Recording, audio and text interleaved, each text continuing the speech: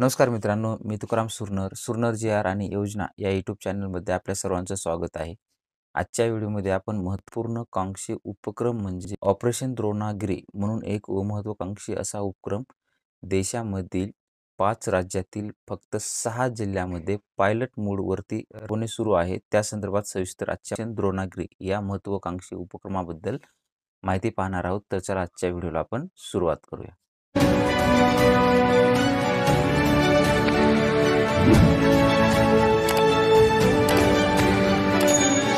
देशातील 6 जिल्ह्यांमध्ये ऑपरेशन द्रोणागिरी हा महत्त्वाकांक्षी उपक्रम राबवला जात असून यामध्ये विशेष जिल्ह्यांपैकी म्हटलं तर महाराष्ट्रातील एकमेव वाशिम जिल्ह्याचा समावेश करण्यात आला आहे.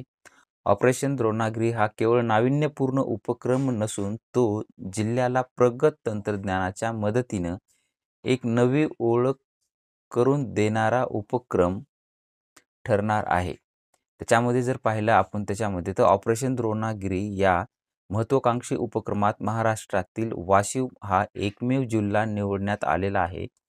त्याच्या अंतर्गत पाहिलं तर विज्ञान आणि तंत्रज्ञान विभागाने म्हणजेच department of science and technology यांनी डिसेंबर 2022 मध्ये सुरू केलेल्या या राष्ट्रीय जिओस्पेशियल धोरणाअंतर्गत म्हणजेच नॅशनल जिओस्पेशियल पॉलिसी या अंतर्गत भारताला जिओस्पेशियल तंत्रज्ञानात जागतिक नेता बनवण्याचं उद्दिष्ट ठेवण्यात आलेलं आहे. आणि त्याच्या अंतर्गत ऑपरेशन द्रोणागिरी काय आहे, तर ऑपरेशन द्रोणागिरी ही नॅशनल जिओस्पेशियल पॉलिसी या अंमलबजावणीतील पहिला टप्पा आहे. नोव्हेंबर 2024 ते जून 2025 दरम्यान देशामधील जे काही 5 राज्य असतील, 5 राज्यातील 6 जिल्ह्यांमध्ये राबवण्यात येणार आहे.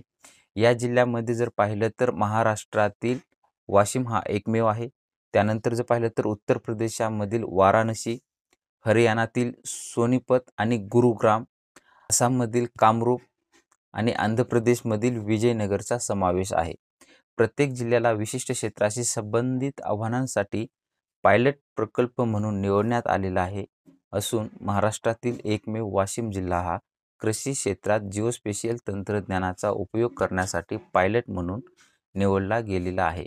याचमुळे जे काही कृषी क्षेत्रामधील सुविधा असतील किंवा एक आधुनिक विज्ञान आणि तंत्रज्ञान जे काही ह्याच्याबद्दल मिळणार. ऑपरेशन द्रोणागिरीमुळे काय होणार आहे, शेतकऱ्यांच्या समस्या सोडवण्यासाठी आणि तांत्रिक आणि वैज्ञानिक दृष्टिकोन वापरला जाईल. ड्रोनच्या माध्यमातून अचूक फवारणी, पिकांचे आरोग्य निरीक्षण आणि कीड व रोग व्यवस्थापन करणे अधिक सुलभ होईल.